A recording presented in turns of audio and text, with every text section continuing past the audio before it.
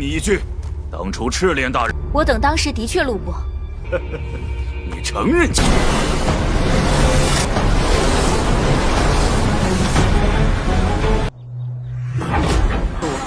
你的名字叫秦晨，来自白昼。 Halo semuanya, selamat datang di Ruang Sinema. Bagaimana kabar kalian semua? Semoga selalu sehat dan baik-baik saja. Sesuai jadwal, jadi pada hari ini kita kembali melanjutkan series Donghua Martial Master episode terbaru. Yang mana ini adalah episode yang ke-445 sampai 456. Namun sebelum kita mulai, tentu saja kita harus melihat lagi apa saja yang telah terjadi pada episode sebelumnya. Di minggu kemarin, Qin-chan benar-benar tidak suka dengan apa yang dilakukan oleh Sugu. Berhubung tetua Sugu sangat ingin membawa Qin-chan untuk diadili, tentu sebagai ketua Papilion, ia tidak akan membiarkan putra sucinya dibawa begitu saja. Hanya saja ketika dirinya ingin melawan, beberapa tetua memilih untuk menentang pendapatnya. Karena bagi mereka, melawan aula penegak hukum sama saja dan menciptakan masalah besar. Jadi mereka pun berusaha untuk menyadarkan ketua Papilion kalau setidaknya itu benar-benar berisiko dan hanya akan membuat Papilion Pil menderita. Ketua Papilion sudah membulatkan tekadnya. Ia pun menahan para tetua yang menolak perintahnya. Bahkan ia itu tidak segan-segan untuk melepas posisi mereka sebagai wakil ketua Papilion Pil. Sayang sekali di tengah ketegangan tersebut muncullah sebuah kapal besar dari aula penegak hukum. Tidak tanggung-tanggung yang datang kemari adalah tim utama dari aula penegak hukum. Kedatangan mereka membuat Sugu menjadi besar kepala. Sebab dia yakin Papilion akan berakhir. Apalagi ketika mendengar orang-orang itu sedang mencari keberadaan Qin-chan. Tapi mereka tidak mencari masalah karena orang-orang itu hanya mengantar Qiansu yang sudah lama tidak bertemu dengan Qin-chan. Nah, sekarang kita akan melanjutkan episode terbarunya. Semua orang yang berada di sana tidak tahu apa yang terjadi dan mengapa gadis cantik ini secara tiba-tiba memberikan pelukan manja kepada Qin-chan. Ketua Sekte Yun memberitahu kepada Feng Yuan kalau gadis ini bernama Qiansu dan merupakan rekan dari Qin-chan. Ia juga tidak menduga kalau Qiansu bisa bersama dengan penjabat senior dari Balai Penegak Hukum. Feng Yuan tidak niatan untuk membiarkan Qin-chan begitu saja. Sedangkan Qiansu akhirnya melepaskan pelukannya. Ia pun baru menyadari kalau dirinya itu disaksikan oleh banyak orang. Ia pun meminta maaf kepada Tuan Su. Di sini Nona Su ingin memastikan apakah pria di hadapannya adalah Qin-chan. Dari sejak pandangan pertama dia menganggap Qin-chan memang sangatlah menarik. Ternyata Jiruyu juga datang kemari dan meminta izin untuk menemui Qin-chan. Selain itu, dirinya juga memberikan godaan kepada Qiansu. Jiruyu memberikan sapaan kepada Qin-chan karena mereka kembali bertemu. Melihat apa yang terjadi membuat Feng Yuan kesal. Ia mulai memberitahu kalau dia itu ingin melaporkan hal yang penting dari Sekte Pedang Iblisnya. Akan tetapi Tuan Su agak marah karena tanpa izinnya Feng Yuan berani-beraninya mengganggu dirinya.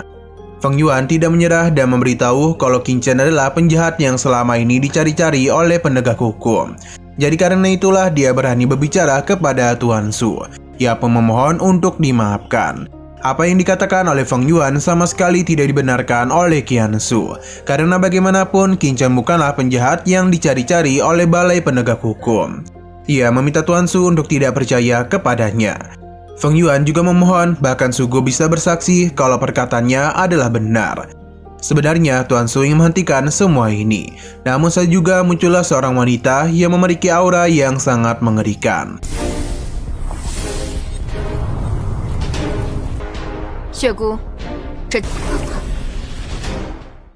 Sepertinya posisi wanita ini sangatlah tinggi. Bahkan Tuan Su dan yang lainnya memberikan hormat kepada wanita ini.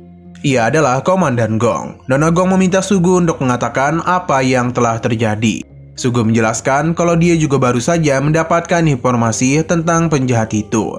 Jadi karena itulah mereka berencana untuk membawanya demi melakukan penyelidikan. Namun semua itu dihentikan oleh Master Papilion Kusang. Ia bahkan sama sekali tidak takut kepada Balai Penegak Hukum. Ketua Papilion mencoba untuk menjelaskan, tetapi Nona Gong mengeluarkan kekuatan ledakan yang membuat Qin-chan dan yang lainnya terpukau dengan kehebatannya. Qiansu kembali membela ayang Qin-chan karena dia tahu kalau semua itu hanyalah kesalahpahaman saja. Namun Feng Yuan tidaklah menyerah, karena jika Qin Chen memang adalah buronan yang dicari, maka masalahnya akan menjadi semakin besar. Selain itu, Qiansu sangatlah dekat dengan Qin Chen.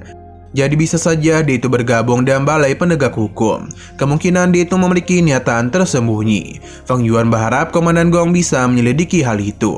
Perkataannya benar-benar membuat Qiansu kesal. Feng Yuan pun menanyakan ketika guru Qilian diserang di Danau Tianlong, apakah mereka itu berada di dekat lokasi kejadian. Qiansu membenarkan hal tersebut.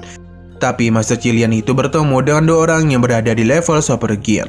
Sedangkan dia dan Qin Chen masih berada di level Martial King. Feng Yuan hanya tertawa karena sejak awal ia sudah tahu kalau Qin Chen memiliki kekuatan level Super Gear. Sedangkan orang satunya pasti disembunyikan oleh mereka. 他是目的不纯。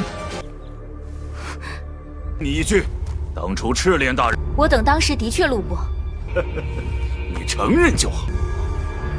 而另一人，谁知是不是被你？ Sugu juga merasa kalau memang ada hal yang mencurigakan. Itulah mengapa dia ingin membawa Qin Chen untuk diselidiki. Alhasil kondisi pun menjadi sangat tegang.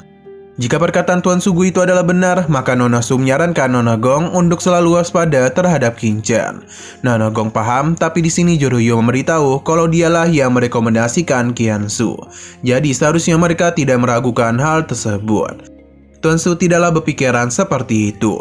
Jiruyu memberitahu kalau dia ini pernah bersama dengan Qin Chen, yang mana dia mengakui kalau pria ini memang memiliki kekuatan untuk menghabisi seseorang di level Super Gear.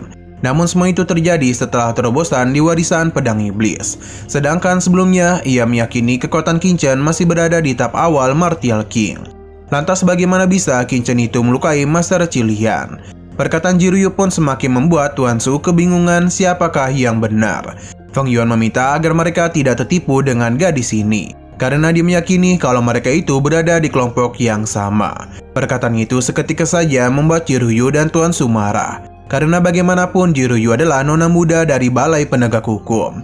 Ketidaktahuan itu hampir membuat Feng Yuan mendapatkan masalah.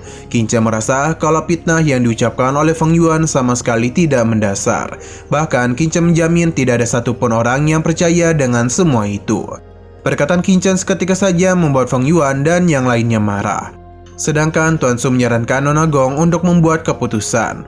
Berhubung ini adalah hal yang penting, jadi dia mencoba berpikir kejadian ini bisa saja terjadi atau juga tidak terjadi. Intinya Nona Gong ini juga masih kebingungan.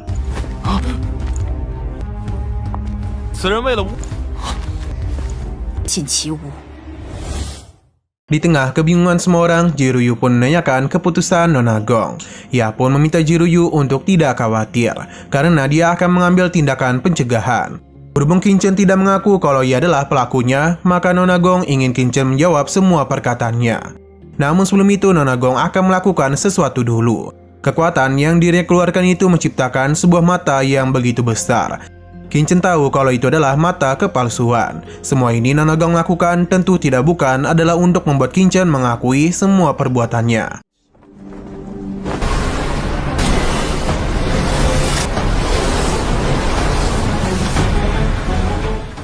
Saat juga mata kepalsuan pun melancarkan serangan kepada Qin Chen, yang mana ini langsung membuat dia merasakan rasa sakit yang luar biasa pada kepalanya. Tapi parasit iblis masih bisa melindungi Qin Chen, yang membuat dia langsung masuk ke dalam alam bawah sadarnya. Qin Chen tidak pernah menduga kalau mata kepalsuan Nona Gong akan sekuat itu. Yang ia penasaran mengapa mata kepalsuan ini setelah mirip dengan teknik dari iblis kunonya. Bahkan dia bisa menjamin kalau ini memang adalah teknik murid ajaib dari suku iblis kuno. Perubahan memang ada, tapi ini masihlah teknik milik suku iblis. Qin Chen memintanya untuk diam karena jika tidak mereka akan ketahuan. Yongye hanya tertawa dan meminta Qin Chen untuk tidak khawatir, karena bagaimanapun ia tahu betul tentang teknik murid ajaib. Kembali kepada Qin Chen, yang mana juga dirinya pun berpura-pura terhipnotis oleh teknik itu. Nona Gong pun menanyakan nama, asal-usulnya, dan tujuannya ke kota Dandao. Qin Chen dan mudah menjawab semua itu, dan tujuannya kemari adalah untuk menjadi kuat, supaya bisa pergi ke domain Wu. Nona Gong juga menanyakan apakah dia itu sempat berurusan dengan Qilian. Qin Chen mengaku tidak memiliki hubungan dengannya, karena saat itu mereka hanya melewati Danau Tianlong dan tidak sengaja bertemu. Jadi setelah pertemuan itu, Qin Chen tidak tahu apa yang terjadi kepada Qilian. Perkataan yang membuat Sugu dan Fang Luan terkejut. Nonagong mencoba untuk memastikannya lagi, namun Kinchen bisa menjamin perkataannya adalah benar. Dan menggunakan mata kepalsuan, maka sudah pasti Kinchen tidaklah berbohong. 你的名字 叫秦晨，来自百无关，晚辈只是无意路过。 确定可以。 你也看到了，我担当。 Tapi Nonagong tidak menyerah dan kembali menggunakan teknik ini kepada Qiansu. Melihat hal itu tentu saja membuat Jiryu kesal. Tapi Nonagong tidak punya pilihan lain karena ia harus menyelidiki masalah ini dengan jelas agar bisa melaporkan kepada atasan mereka. Mata kepalsuan mampu dilawan oleh parasit iblis. Sama seperti Kinchen, Qiansu pun mulai berpura-pura terhipnotis. Nonagong menanyakan apakah dia itu sempat berurusan dengan Nona Qilian. Qiansu memberitahu kalau ia hanya lewat saja. Selain itu, Nonagong menanyakan tujuannya bergabung dengan Balai Penegak Hukum. Yang mana tentu ini semua adalah undangan dari Jiryu. Jadi Qiansu tidak bisa menolak, apalagi dia itu memang mengagumi Balai Penegak Hukum. Namun tetap saja dia itu merindukan Kinchen. Jadi dia ini sudah tidak memiliki tujuan apapun lagi. Karena semua jawaban tidak ada yang mencurigakan, jadi Nonagong pun menghentikan mata kepalsuannya dan membuat Kinchen dan Qiansu sadarkan diri. Mereka kembali berpura-pura tidak mengingat apapun. 其实弟子心中更想陪伴着。我怎么什么都不记得了？ Nonagong menyimpulkan kalau hari ini ada beberapa orang yang memanfaatkan Balai Penegak Hukum untuk menimbulkan masalah dengan sengaja.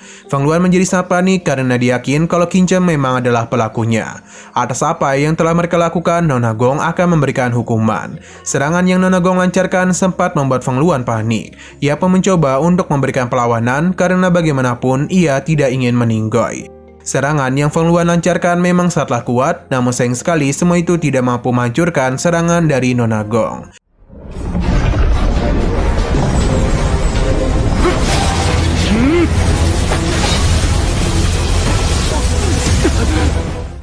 Alhasil Feng Luan pun hanya bisa melarikan diri saja. Akan tetapi Nonagong tidak akan membiarkan hal itu terjadi.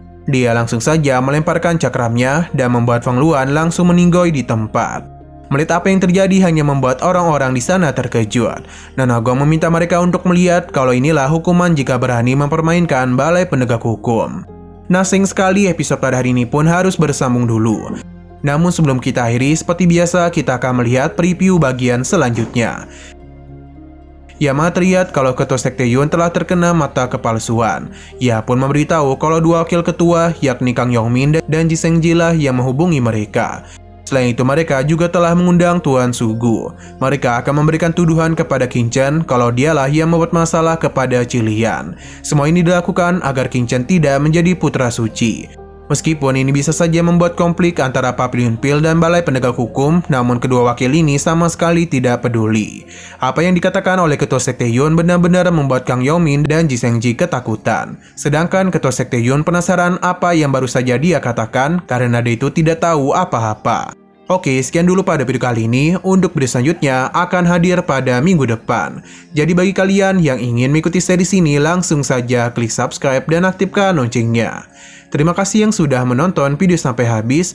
Jika kalian suka pada video ini, klik like dan share ke teman-teman kalian tentang channel ini. Dan ditunggu aja kelanjutannya. Oke, sampai jumpa di video selanjutnya.